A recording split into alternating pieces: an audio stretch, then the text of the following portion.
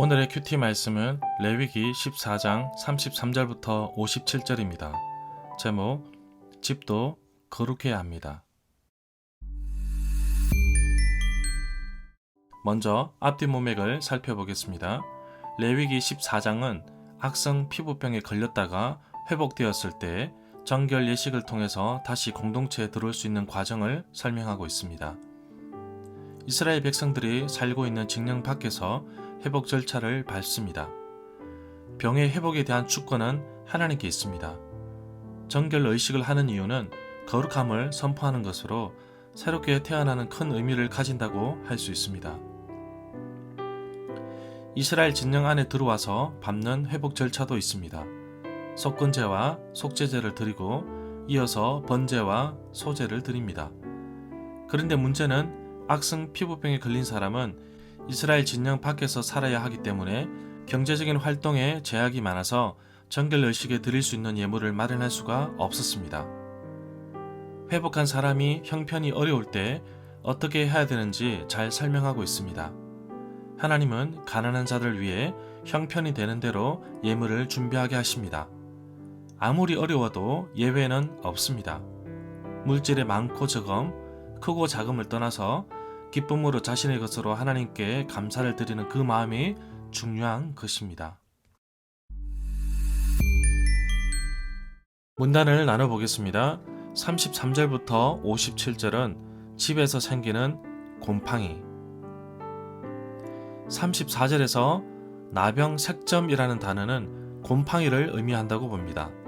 여호와께서 이스라엘 백성에게 가나안 땅을 기업으로 줄 것인데 이스라엘 백성들이 가나안 땅에 들어가서 어떤 누구 집에 나병색점, 곰팡이가 생기면 그 집주인은 제사장에 가서 자신의 집에 무슨 색점, 곰팡이가 생겼다고 말하여야 합니다.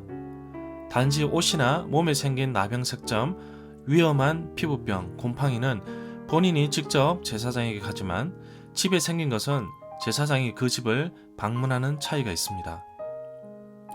36절에서 제사장은 우선 그 집을 비우도록 명령하고 사람들은 제사장이 그 집에 들어가서 자세하게 살펴보기 전 먼저 그 집을 비워야 하며 그렇게 하지 않으면 그 집안에 있는 모든 것이 부정하게 되기 때문입니다. 사람들이 집을 비우면 제사장이 들어가서 집을 자세하게 살펴보아야 합니다. 37절부터 38절에서 제사장은 그 색점 곰팡이를 보고 7일 동안 집을 폐쇄합니다.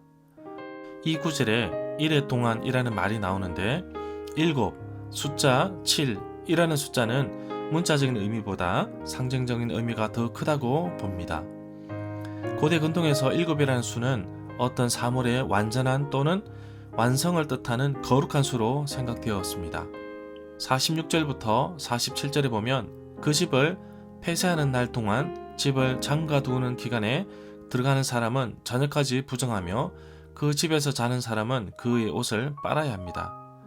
48절부터 49절에 보면 그 집을 고쳐 바른 후에 제사장이 다시 돌아와 색점, 곰팡이가 집에 퍼지지 않았다면 집주인은 집을 정결하게 하기 위해 새 2마리와 백항목과 홍색 실과 우슬초를 가져오게 하라고 하십니다. 여기서 우슬초에 대해서 알아보겠습니다. 우슬초는 출애굽기 12장 22절, 민수기 19장 18절, 시편 51편 7절, 요한복음 19장 29절에도 나옵니다. 우슬초는 그 다발이 종교 의식상 정결하게 할 때 피를 뿌리는 데 쓰이는 떨기나무였습니다. 성경에 나오는 팔레스티나에는 없는 진짜 우슬초가 아니라 6월절에도 쓰이는 채소 우슬초인 듯 합니다. 우슬초는 희생 제물의 피를 뿌리는 수단으로 사용되었는데 잎사귀에 털이 많아 액체가 쉽게 달라붙고 줄기에는 힘이 있어 짧은 막대기로 사용할 수도 있었습니다. 54절에서 모든 나병 환부 피부병에 대한 규례입니다. 이 구절에서 말하는 나병은 악성 피부병을 의미합니다. 여기서 나병, 문둥병에 대해서 알아보겠습니다. 개역 한글판 성경에서 문둥병으로 옮긴 히브리 낱말은 오히려 마른 버진 같은 피부병을 가리킨 듯 합니다. 어쨌든 이 병이 걸리면 종교 의식상으로 부정한 사람이 됩니다. 부정한 사람은 정결한 사람들, 곧 건강한 사람들의 사회에서 격리되었습니다. 이 병에 걸린 사람은 어떻게 치료하느냐에 대해서 알려진 바는 없지만 병이 나으면 제사장이 전문가라서 그 사실을 확정해야 합니다. 집이나 늘 쓰는 물건에 버섯이나 곰팡이 따위가 생겼을 때에도 이와 마찬가지로 다루었습니다. 구약 성경의 옛 그리스어 번역본과 신약 성경에서는 이 병에 대해서는 레프라라는 낱말을 쓰는데 이에 상응하는 히브리 낱말이 특수한 병 한 가지만을 뜻하지 않은 듯 레프라도 오늘날 문둥병만 특별히 가리키는 말은 아니었다고 봅니다. 문둥병은 BC 600년경부터 인도에서 알려졌고 중동과 유럽에는 BC 400년경 알렉산더 대왕의 군인들이 이끌어 들인 듯합니다. 핵심 내용과 중심 줄거리, 절마다 상세한 설명, 구절 해석, 핵심 내용과 중심 줄거리는 네이버 블로그에 올려져 있습니다. 내게 주시는 교훈입니다. 오늘 묵상한 말씀은 미래에 대한 규정이지만 또 하나의 약속의 메시지입니다. 지금 이스라엘 백성들은 광야에 머물고 있기에 장막에서 생기는 곰팡이 대처와 처리 과정이기도 하지만 장차 이들이 가나안 땅에 들어가서 할 행동의 규례이기도 합니다. 하나님께서 요구하시는 것은 광야이든지 가나안 땅이든지 어디서나 거룩한 삶을 위해 정결한 삶을 위해 살도록 말씀하고 있습니다. 내가 어디서 어떠한 삶을 살고 있든지 그곳에 정결하고 거룩한 삶을 살아야 함을 깨닫습니다.